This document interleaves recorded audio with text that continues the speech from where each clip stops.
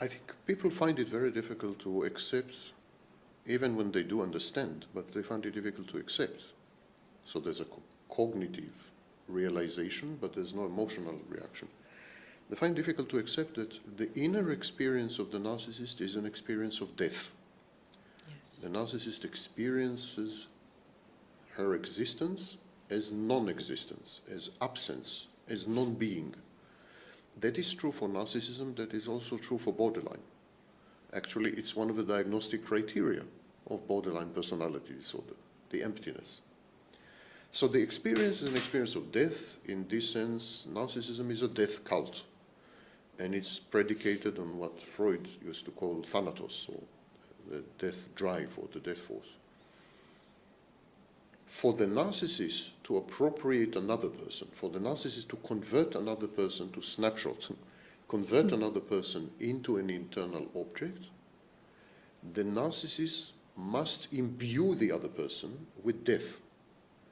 The narcissist must kill you metaphorically before and as a condition for converting you into an internal object.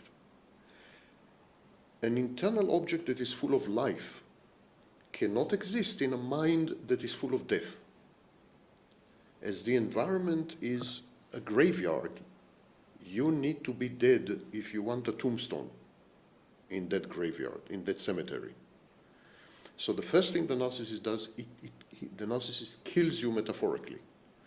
The narcissistic mother kills her daughter in her mind and then takes the corpse, converts it into an internal object, and continues to interact with the internal object in something that is very reminiscent of a seance, more or less, talking to ghosts.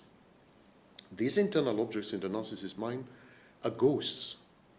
People think that the internal objects are alive, full of energy, elan vital, they have a force of life, and that's not true at all. The internal objects in the narcissist's mind are ghosts, they are ephemeral, they are ectoplasm, they are spiritual apparitions, they're not real, they don't have contours, they don't have depth, dimensions, density, they don't. And to reach that stage, to allow the narcissist to convert you into internal object, the narcissist needs to take away from you all the attributes of life. So first and foremost, the narcissist needs to take away from you your joy. The joy is a sign of life, your sexuality. And later on, your independence, your agency, your social circle, social network, your autonomy, personal autonomy, including financial independence.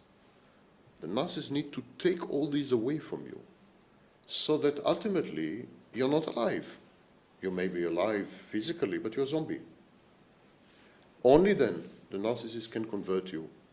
And because a mother has access to you when you are defenseless, when you have no life experience, mother has access to you from the very early stages.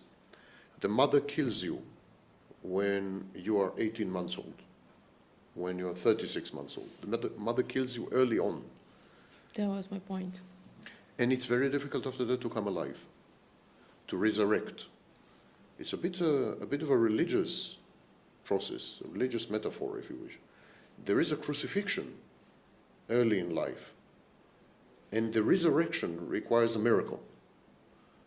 So it's difficult to resurrect from this.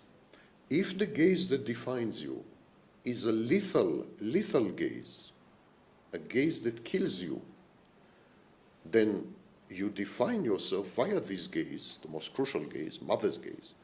You define yourself via this gaze as dead. And all your so-called life is a celebration of death. You actually feel very good the more dead you are.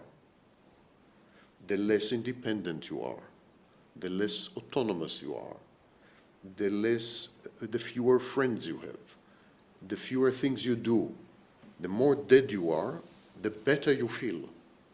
You're egosyntonic only when you're dead, because you have learned early on in life to associate being, existence, with death, not with life.